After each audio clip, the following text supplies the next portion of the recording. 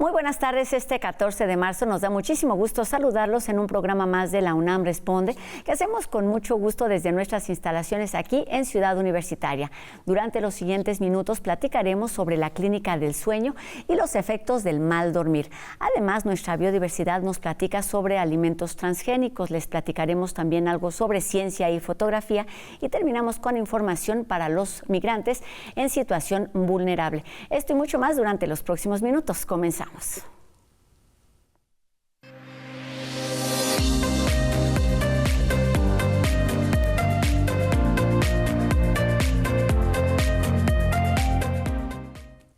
Es común que hablemos de dormir bien, pero cada vez es más necesario hablar de los efectos negativos si no logramos un descanso adecuado.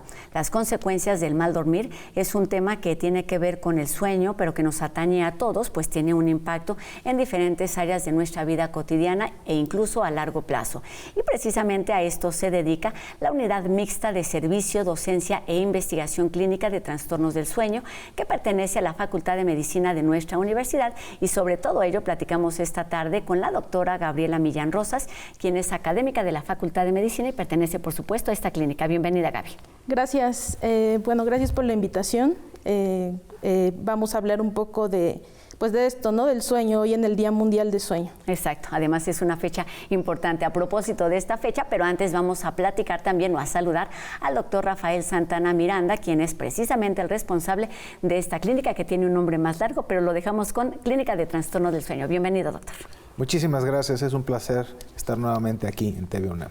Pues qué bueno que están aquí y hablemos de esto que nos toca hoy, que es el mal dormir, pero quisiera empezar primero por entender qué significa y qué implica exactamente el dormir bien. Bueno, empezando por el lema de este año, ¿no? Que dormir saludable o hacer de un sueño saludable una prioridad. Ese es el lema de este año, del Día Mundial de Sueño. Y bueno, ¿qué es dormir bien? Muchos piensan el tiempo, pero tiene que ver más allá de eso. Claro. Está recomendado por grupos de edad ciertas horas para dormir, depende del grupo. En adultos la recomendación 7 a 8 horas, en niños y lactantes, preescolares requieren más tiempo para dormir. Igual adultos mayores va reduciendo la necesidad de sueño. Sin embargo, también es importante que sea de calidad. ¿A qué me refiero con esto? Si hay sueño interrumpido, tiene que ser continuo nuestro sueño, ¿no? Si ya lo estamos interrumpiendo, entonces ya no se llega a tener esa fisiología normal del sueño. Entonces, pues tiene que ver sueño saludable o sueño o bien dormir con el tiempo y con la calidad de sueño. ¿Qué implica o se refleja directamente en el descanso? ¿Y qué estamos hablando o qué implica hablar de mal dormir? Porque hablaremos precisamente de las consecuencias y los efectos inmediatos y a largo plazo. Bueno, sin necesidad de ser un experto en trastornos del sueño, o sea, un somnólogo, definitivamente todos nos damos cuenta que cuando hemos pasado un mal sueño. Es decir, todos podemos identificar un sueño no reparador y los efectos, claro está que van a ser de manera inmediata. Lo notamos desde la conducta social, porque el mal sueño no solo afecta al individuo, afecta a la familia y afecta a nuestra sociedad. Claro. Y es producto de esta sociedad el grave problema que tenemos hoy en día, que es el síndrome de sueño insuficiente. Es decir, debemos horas, como bien decía la doctora Millán. Todos tenemos hay un rango por grupo de edad, también por sexo y por condiciones específicas. Podemos hablar del sueño del hombre, de la mujer, pero la mujer tiene periodos críticos. En el propio ciclo menstrual tiene mejores y peores días. Y unos y otros tienen mayor predisposición a unos u otros trastornos. Y a lo largo de la vida tenemos problemas diversos. Exacto, y como dice, no tiene que ver solamente con los especialistas, lo podemos conocer en el día a día, pero lo que sí nos pueden explicar a detalle es qué sucede mientras dormimos. A veces creemos, o hay gente que cree que es una pérdida de sueño, que es algo que es un mal necesario, digamos, pero ¿qué sucede en el cuerpo mientras dormimos? Bueno, pues es un proceso fisiológico, ¿no? Muchos pensaban que si duermes, pues ya no hay ninguna actividad en tu cuerpo, sin embargo, la parte fisiológica, pues hay cambios, o se dice que se repara o se limpia tu cuerpo, ¿no? Tiene que ver con varios procesos que se llevan a cabo durante el sueño, en el cual pues hay un intercambio las células se van reparando y va cambiando ciertas situaciones también en la actividad cerebral. Físicos y mentales. Físicos y mentales. ¿Y qué impide que tengamos un buen sueño? Es decir, los hábitos, cuestiones físicas, ¿cuáles son las principales causas de este mal que hoy es muy común o cada vez más común? Bueno, se ha observado que los mecanismos fisiopatológicos, es decir, esos desequilibrios que se presentan en el organismo, empiezan simplemente por la restricción del sueño. O sea, no necesitas tener otro trastorno del dormir, simplemente no dormir la cantidad que tu organismo necesita, ya va a desencadenar estos mecanismos que tienen en jaque a nuestra población. ¿Por qué? Porque hoy sabemos que las enfermedades que tenemos con gran frecuencia, con gran prevalencia en nuestra sociedad occidental, tienen que ver con el sueño. Estamos hablando de obesidad, de diabetes, hipertensión, cáncer, y tienen que ver con sueño. Entonces, tenemos que dejar claro en este sentido que existen muchos trastornos. El término de trastornos, ¿por qué no se llama clínica de enfermedades del sueño? ¿no? Trastornos tienen que ver con cuestiones crónicas, donde la etiología a veces es poco clara, donde la forma de tratar depende de los recursos con los que cuentes, la idiosincrasia, etcétera, muchos temas. Es un término complejo y generalmente los pacientes que acuden a la clínica de trastornos del sueño pues no tienen una semana con insomnio, generalmente son meses y años los que ya han padecido de un mal dormir. ¿Cuáles son los trastornos los más comunes que afectan el bien dormir de los mexicanos hoy en día? Bueno, pues ya lo dijo el doctor, ¿no? Restricción de sueño, o sea, falta de tiempo de sueño, ¿no? Es algo muy preocupante, ¿no? Igual los jóvenes están durmiendo menos de lo recomendado. Otro trastorno frecuente pues son los trastornos respiratorios, ¿no? Piensan que roncar es normal, es un mito, ¿no? Si roncas, duermes profundo y es todo lo contrario, ¿no? Porque roncar es un mecanismo en el cual no está pasando bien el aire por la vía aérea, o sea, no estás respirando bien. Es una señal de que no hay una buena respiración. De que hay un problema que atender. Hay un problema que atender, exactamente. Y de hecho, bueno, los pacientes, más bien por el compañero de cama o la compañera de cama, ¿no? Van porque pues ahí no solamente hay un trastorno del paciente, sino del compañero de cama en que tampoco ya puede dormir.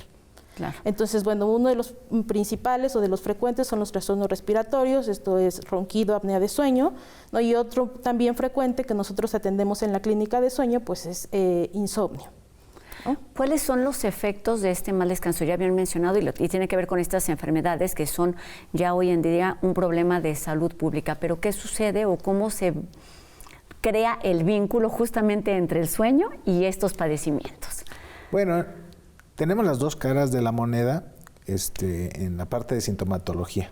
O sea, los pacientes que acuden a la clínica o sufren de insomnio o sufren de somnolencia excesiva. Okay. El problema es que algunos trastornos cursan con los dos y eso es por nuestro estilo de vida. ¿Quiénes? Quienes tienen turnos prolongados de trabajo, turnos rotatorios. Tenemos publicaciones con respecto a la generación de parasomnias. Tenemos publicaciones con respecto a que la gente busca alternativas para remediar sus problemas del sueño y hacen un uso irracional de medicamentos. Y el grave problema que tenemos en la sociedad es que nuestros profesionales del área de la salud no están capacitados para atender trastornos del sueño. Tenemos, si bien nuestra universidad tiene programas desde pregrado y por supuesto curso alta especialidad y una larga trayectoria en la investigación, esto no ha permeado en todas las universidades y no solo se trata de médicos, se trata de todos los profesionales del área de la salud porque requerimos de todos ellos para atender los complejos problemas que tiene el dormir y que cuando hablamos de insomnio son una palabra muy cortita, pero hay N causas que generan insomnio. Y los fármacos pueden ser una alternativa para algunos trastornos que van a mejorar ese síntoma, pero hay otros que no es forzosamente un medicamento lo que requieren. Pensando en los hábitos cotidianos, en que cada vez hay más información sobre el bien dormir, sobre las causas y también sobre los efectos, ¿qué lugar ocupa el tema de la salud mental? Pues un lugar súper importante, porque a partir de ahí, o sea, el que trastornos mentales o la salud mental puede provocar trastornos de sueño. Va muy de la mano esta parte, e igual el mismo trastorno o un trastorno de sueño a su vez es bidireccional, puede causar un trastorno mental. O sea, de hecho los pacientes de no dormir llegan a la clínica pidiendo auxilio, ¿no? Ya como dijo el doctor Rafael Santana, ya fueron a varios lugares, llegan con nosotros al límite porque pues o sea, les provoca mucho problema en la salud mental el no poder dormir. Y, pues, al mismo tiempo, ¿no? Es una causa y un efecto. Doctor, exacto. Ibas a mencionar algo. No, sí, claro, exacto. Lo que evaluamos primero es el impacto que tiene. Oye, los problemas del sueño generan ansiedad. Sí, oye, trastornos depresivos están íntimamente ligados con una relación bidireccional, pero existen otros trastornos que la evidencia actual nos habla con respecto a la salud mental. El sueño es tan importante que no tiene una función, es esencial en el funcionamiento de nuestro organismo con actividades muy específicas. La acumulación de proteínas en nuestro cerebro, lo que se conoce como el sistema linfático, el control de las barreras, entre ellas la hematoencefálica, se llevan en etapas específicas del dormir. Entonces el sueño está lejos, la parte de descansar es una de sus efectos que tiene en el día, pero tiene funciones que son vitales, funciones tan específicas como las que acabamos de mencionar o lo relacionado al sistema inmunológico. Y los padecimientos que tenemos hoy en día pues son diversos, por eso requerimos una visión multidisciplinaria del problema. Háblanos de esto, ¿cómo se realiza el diagnóstico de un mal dormir? ¿Qué sucede un poquito? ¿Cuál es el procedimiento dentro de la clínica de sueño?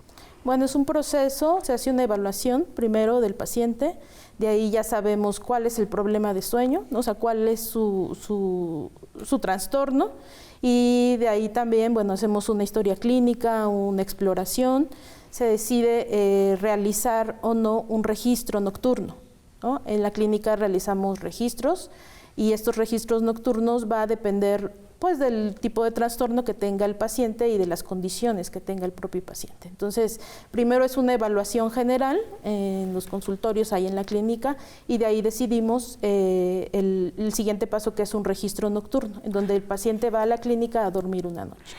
¿Cuándo se recomienda acudir a un especialista del sueño? En realidad, cuando los problemas son crónicos.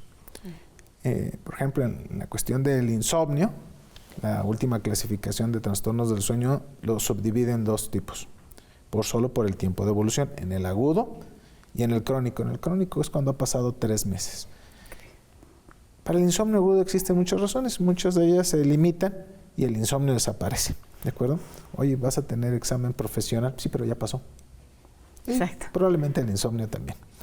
Existen insomnios tan agudos que pueden sucedernos en esta ciudad como escuchar la alarma sísmica y decir, oye, ya no puede dormir. Claro, pues es un mecanismo de defensa. No significa que sea algo malo. Te está preparando porque evidentemente puede suceder algo. Pero cuando esto sobrepasa el tiempo, esto va a tener repercusiones en nuestro organismo. Si no identifico claramente la causa, lo esencial es que mejor acuda a una clínica de trastornos del sueño donde podamos abordar desde un punto base, ¿de acuerdo? Y determinar qué profesional de la salud puede complementar la parte del seguimiento, porque existen muchos trastornos y a veces no solo requerimos de un especialista o de otro profesional. Háblanos brevemente de esto. ¿Quiénes son los especialistas que están involucrados en estos trastornos y por lo tanto en la atención y el tratamiento del bien dormir? Bueno, hay médicos, psicólogos, odontólogos que están jugando un papel muy importante en identificación de trastornos que repercuten no solo en la salud dental, sino en la oclusión. Entonces, los profesionales pueden identificar problemas del dormir que están alterando definitivamente el sueño. Por ejemplo, en el caso de enfermería, identificar en la noche, los que están en guardia, en los hospitales son las que le avisan a los médicos que llegan en la mañana, los que están, el médico a cargo, y dice, oye, su paciente presentó tal, hubo un desequilibrio en esto, se descontroló. Y de hecho muchos de los tratamientos pues tienen que ver precisamente, están con base a estas observaciones que han hecho unos y otros profesionales, no forzosamente los médicos. Claro, y debemos ahí en ese sentido estar como muy atentos a cómo dormimos nosotros y cómo duerme la gente que está cercana a nosotros. Antes de llegar con los especialistas, ¿cuáles son algunas recomendaciones, consejos que todos podemos o debemos seguir para tener un buen descanso? Pues tener las horas de sueño recomendable, como ya comenté, es por los grupos de edad, ¿no? Tratar de evitar, bueno, en general recomendaciones de medidas, ¿no? De higiene de sueño, que son hábitos al final. Evitar ver aparatos electrónicos por lo menos hora y media, 2 horas antes de acostarse, ¿no? Tratar de hacer actividad física primordialmente en las mañanas. A veces dicen, pues yo hago actividad en la noche porque es a la hora que tengo tiempo, ¿no? A veces eso puede influir en dormir mal, en que tardes en conciliar el sueño. Otra recomendación también es esta parte también de cenar, ¿no? A veces dicen, no quiero cenar nada o sí. O sea, lo recomendable es sí cenar algo ligero, por lo menos 2 horas antes de acostarse. Tener horarios fijos de acostarse y de levantarse. Hábitos. En general de hábitos, ¿no? O sea, son recomendaciones generales para poder dormir mejor. Pues de eso se trata y todos lo podemos hacer. Y ya nada más para terminar, ¿qué caracteriza, qué define el trabajo que ha realizado la Clínica del Sueño durante ya varios años? Que además es pionera en nuestro país y en la universidad, por supuesto. Bueno, la Clínica de Trastornos del Sueño lleva a cabo el quehacer universitario. O sea, investigación, docencia, como hoy divulgación de la ciencia y, por supuesto, tiene un papel asistencial en una rama nueva de la medicina que está permeando. Cada día tenemos mayor cantidad de médicos que están dedicándose a la parte del dormir y que requieren de capacitación. La universidad juega un papel muy importante en ese sentido y la clínica es pionera. Casi 3 décadas de existencia. Casi nada, y hoy es importante que hablemos de este tema a propósito, por supuesto, del Día Mundial del Sueño, hoy 14 de marzo, que debemos tener presente, y no solamente hoy, sino todos los días, porque tiene que ver con nuestro desarrollo y con nuestra actividad diaria, pero tiene también que ver con estos efectos a largo plazo que implica pues padecimientos complicados que son mucho más difíciles de atender. Pues muchísimas gracias, ahí está la atención que se puede dar en la Clínica del Sueño, los detalles en la página que aparece en nuestra pantalla. Gracias, doctora Gabriela Millán Rosas y doctor Rafael Santana Miranda, ambos académicos y por supuesto miembros de esta Clínica de Trastornos del Sueño. Un placer. Muchas gracias. Y bueno, ahora cambiamos de tema porque es momento de tomar tu cámara o teléfono. Si te apasiona la ciencia y la fotografía, esta es tu oportunidad, porque la Dirección General de Divulgación de la Ciencia nos invita a participar en el concurso de fotografía científica UNAM 2025 para capturar la belleza del conocimiento a través de la lente. Se trata de encontrar el mejor ángulo científico y bueno, por única ocasión, la convocatoria está abierta para la comunidad UNAM y para el público en general. Únete a la aventura y sé parte de esta iniciativa. Todos los detalles los puedes encontrar en las redes sociales y en el sitio que aparece en nuestra pantalla de la DGDC. Semillas y plantas han sido genéticamente modificadas, generando opiniones a favor y en contra. Por todo esto, transgénicos es el tema de nuestra biodiversidad.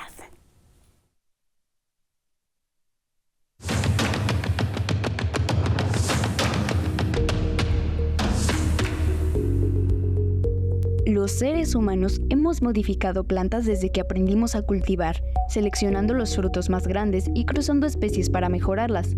Un gran ejemplo es el maíz, el cual a base de selección hoy tenemos mazorcas más grandes. Solo hay que ver las diferencias entre el teocintle y el maíz moderno. Y eso lo aplicamos al arroz, al trigo y a otras especies, para modificar su comportamiento, tamaño o sabor. A pesar de que esto terminó modificando las especies originales, la selección artificial de especies no se le considera organismos transgénicos. Un transgénico es cuando se toma un trozo de ADN y se le inserta a otra especie modificando su ADN, ya sea para volverla más fuerte a plagas o tener frutos más grandes.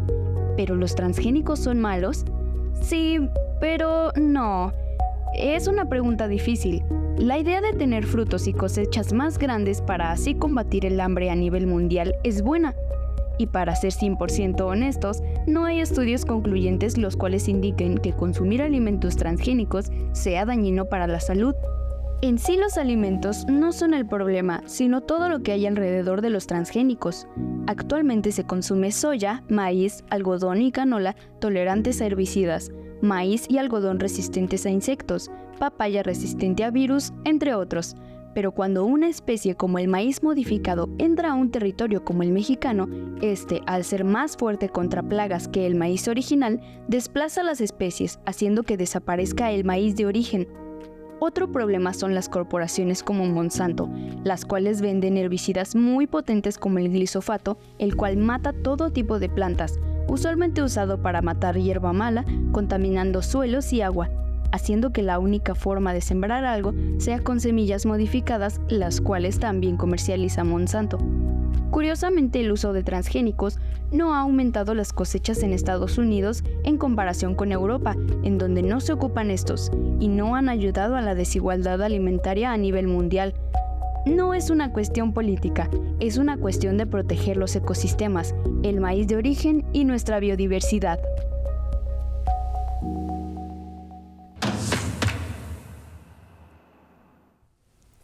Y ahora nos vamos a conocer las tareas que lleva a cabo la última sede que nuestra universidad ha abierto fuera del territorio nacional, Cuba. Los detalles con Sandra Lorenzano en La UNAM en el Mundo.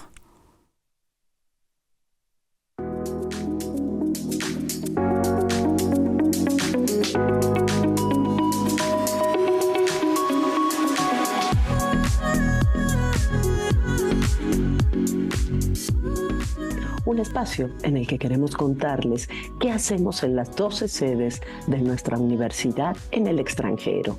Sedes que dependen de la Coordinación de Relaciones y Asuntos Internacionales, la CRAI, y de la Secretaría de Desarrollo Institucional.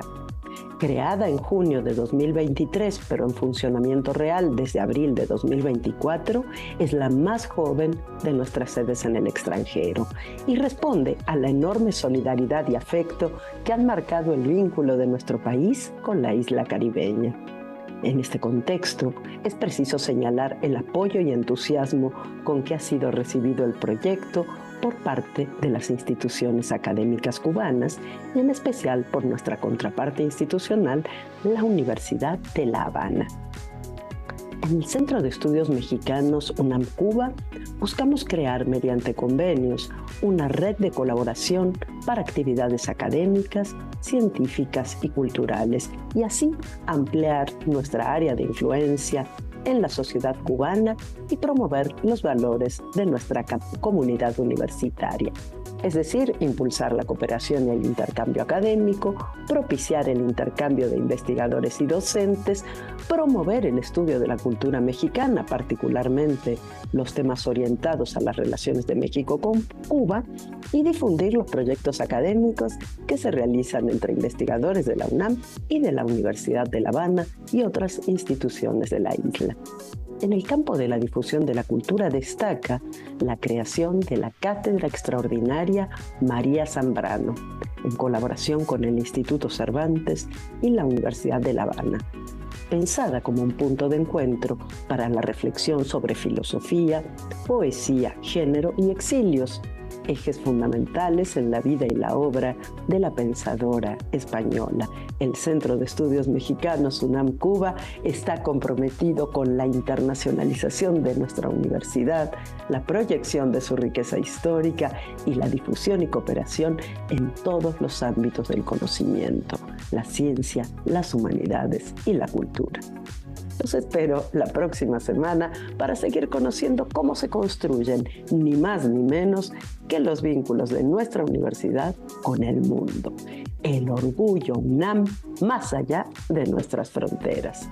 Gracias a TV UNAM por el apoyo y a la queridísima Rosa Brizuela por permitirnos ser parte de este espacio generoso que es la UNAM Responde.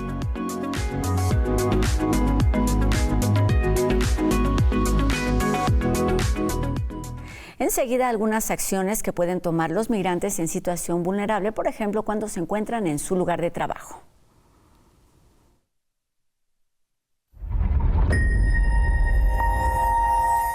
La UNAM te acompaña. Con las nuevas órdenes ejecutivas migratorias del gobierno de Estados Unidos, seguramente te estás preguntando, ¿qué hacer si una autoridad migratoria llega hasta el lugar donde trabajas o a otro lugar privado? Dile al encargado que puede oponerse a abrir el lugar, que en caso de querer hacerlo, sin abrir debe cerciorarse que el contenido del documento tiene los datos correctos y está firmado por un juez.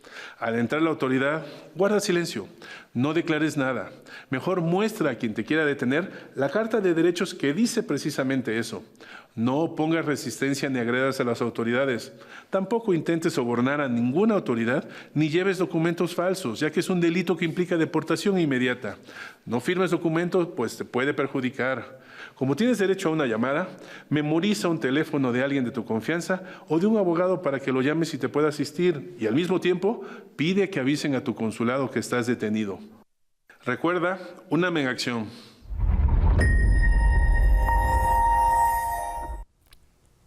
Y con esto terminamos el programa de hoy y también la semana, agradeciendo por supuesto a Ricardo Iturbe su participación en la interpretación de lengua de señas mexicana y recordándoles a todos ustedes que podemos estar en contacto a través de nuestras redes sociales. Háganos llegar sus dudas, sus comentarios y sigamos haciendo juntos La UNAM Responde.